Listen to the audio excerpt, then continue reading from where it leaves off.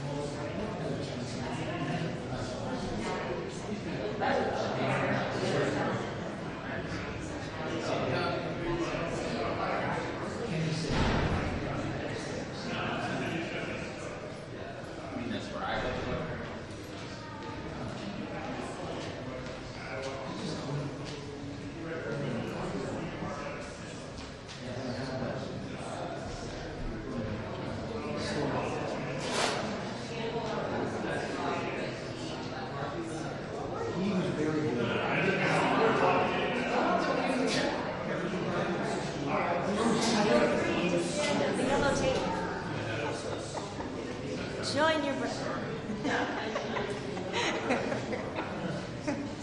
Standing in my yellow tape.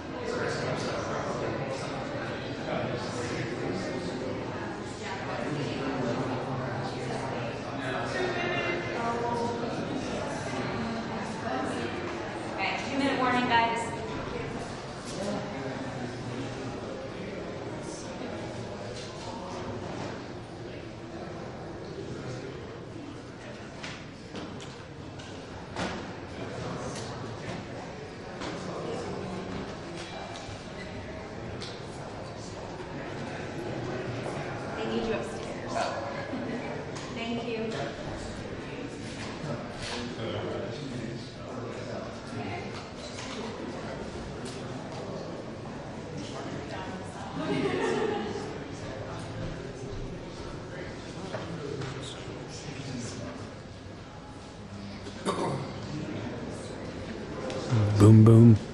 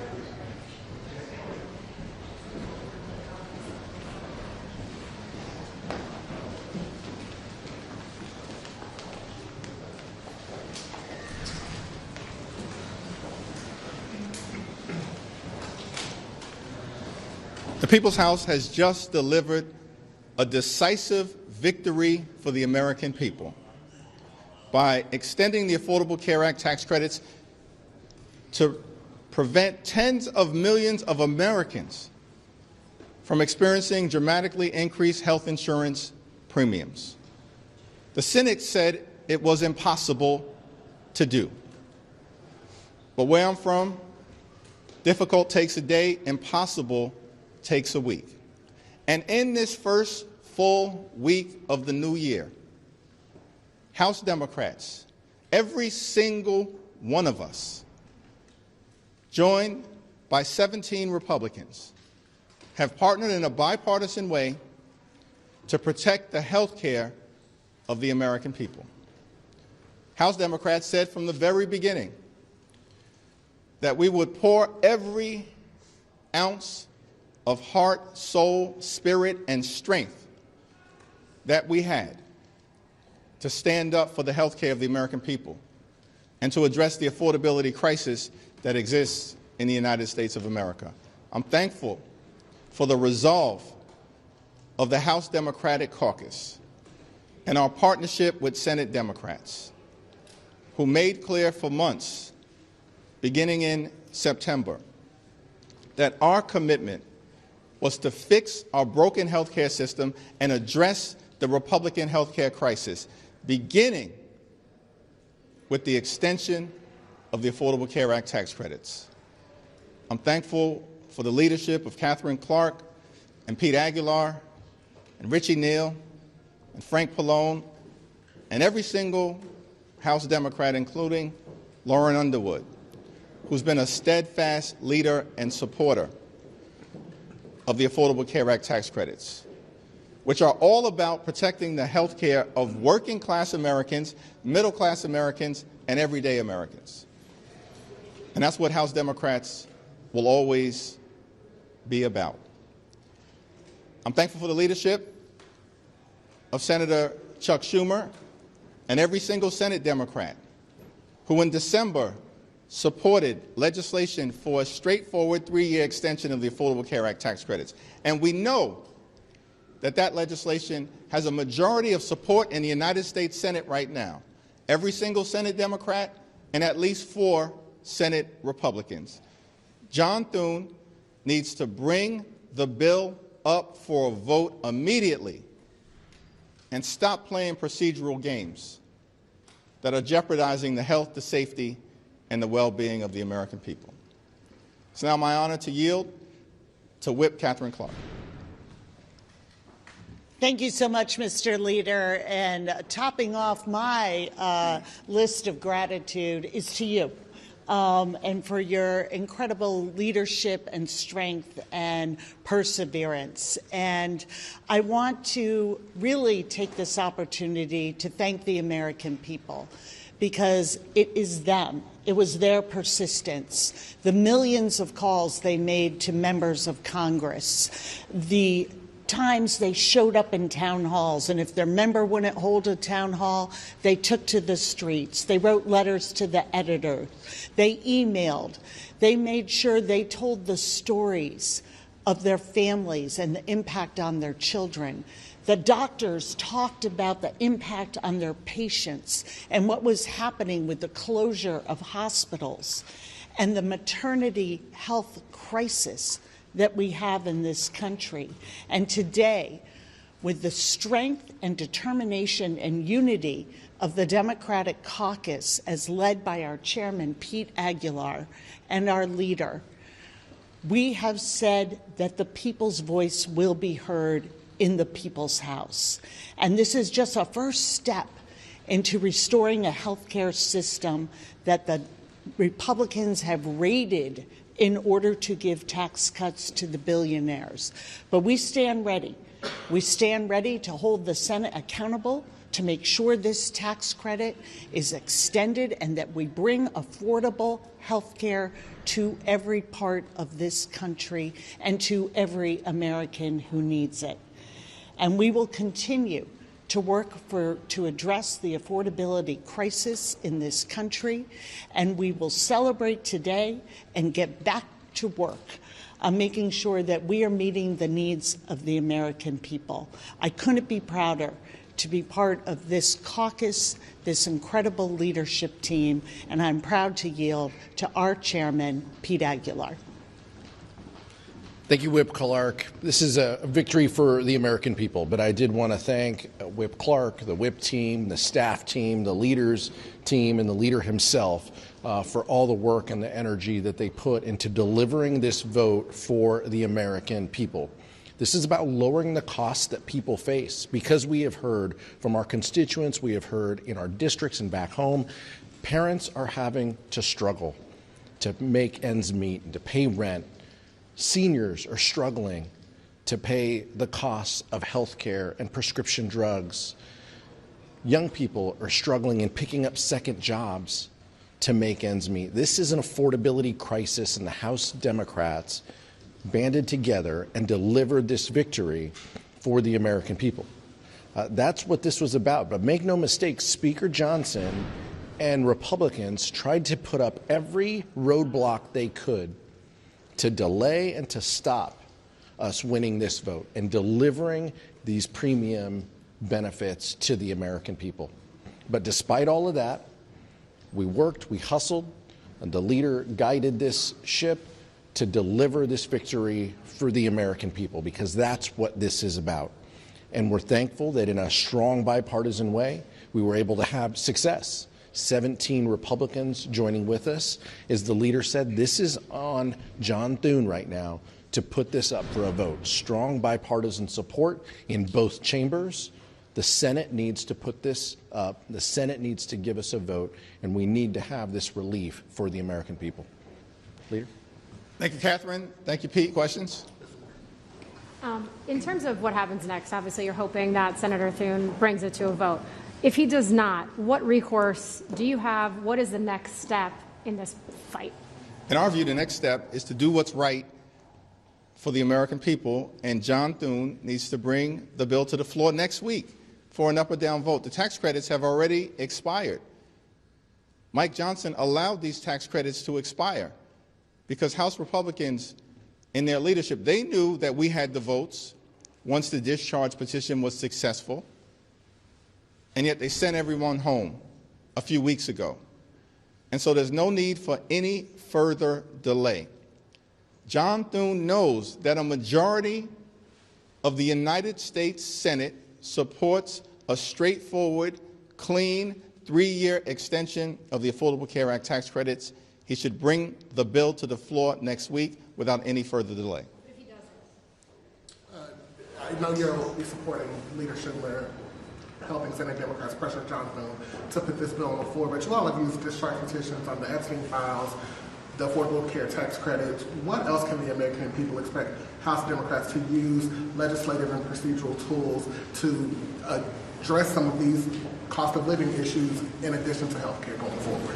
Well, listen, it's an all-hands-on-deck approach that House Democrats have taken and will continue to take to address the issues that matter to the American people. First and foremost, to deal with the high cost of living. Costs haven't gone down in the United States of America during the Trump presidency. Costs have gone up. And Donald Trump promised to lower costs on day one. Costs haven't gone down. Inflation has gone up. Housing costs out of control, grocery costs out of control, child care costs out of control, utility bills out of control, and health care costs out of control. And Republicans are breaking our health care system in real time, which is why this is an important victory for the American people. But our job is not over. We're just getting started. And at the beginning of the Congress, we all said, listen, we'll work with our Republican colleagues in good faith if they're interested in solving problems for everyday Americans and addressing the high cost of living. We've got to deal with the Trump tariffs. We've got to deal with the high cost of housing in America. And we'll continue to operate from the principle that life has gotten far too expensive in this country. Donald Trump has made it worse. Republican policies are a complete and total disaster. And this Congress should start acting to make life better for the American people, as opposed to focusing on subsidizing the lifestyles of the rich and shameless, which has been the GOP objective from day one. Catherine? Pete? Same thing. All right. It sounds like there's a bipartisan group of moderate senators and House members who are talking about a possible bipartisan compromise that the Senate could amend the bill that you just passed with maybe like a 2-year extension that has some changes to it. Is that something that you could accept if it does pass out of the Senate? We're focused on a straightforward extension of the Affordable Care Act tax credits at the moment, but we've always said that we will consider in good faith anything that emerges from the Senate in a bipartisan way if it decisively deals with the Republican health care crisis, including by providing a meaningful extension of the Affordable Care Act tax credits. Well, I mean, to that point, do you see a 700% income cap, $5 minimum as a meaningful extension? What we see is a big victory for the American people that was delivered on the House floor, Democrats in the minority, governing as if we're in the majority, because we believe that we have to get things done for the American people in the midst of this affordability crisis, which is not a hoax. It's very real. And the quickest path forward to restoring the tax credits that Donald Trump and Republican leaders in the House and the Senate have allowed to lapse is to take up a bill that just decisively passed the House of Representatives. Leader Thune doesn't put this bill on the floor. In these last couple weeks before a government shutdown, do you think health care should be part of the equation? We're focused right now on moving the legislation through the Senate that just decisively passed the House of Representatives. Leader Jeffries, will there be a legislative response from Democrats regarding the shooting that occurred in Minnesota? For example, does it make it harder to pass a funding bill for Homeland Security? The situation that took place in Minnesota is a complete and total disgrace. That masked ICE agent showed reckless disregard for human life and unnecessarily killed an American citizen, leaving children without their mother. The extremism that we've seen unleashed on the American people by the administration has been out of control. We have decisively responded in other areas, and we will decisively respond in this particular instance as well. To be specific, some of your members, Dan Goldman, some progressives, are discussing the idea of trying to use the appropriations process to reduce funding for ICE or to force policy changes at the agency. Is that specifically something that you would support? We just delivered a big victory for the American people as it relates to addressing the health care crisis that is unfolding in real time and restoring tax credits that will benefit tens of millions of Americans. With respect to the issue connected to Donald Trump, the so-called Secretary of Homeland Security, and the ICE agents that have been unleashed across the country in an out-of-control fashion, not to remove violent felons who are here illegally, we support that. But targeting law-abiding immigrant families all over the country, it's why Donald Trump's immigration policies are underwater in terms of public sentiment. And in the next few days, we'll be having some conversations about a strong and forceful and appropriate legislative response by House Democrats. Thank you, everyone.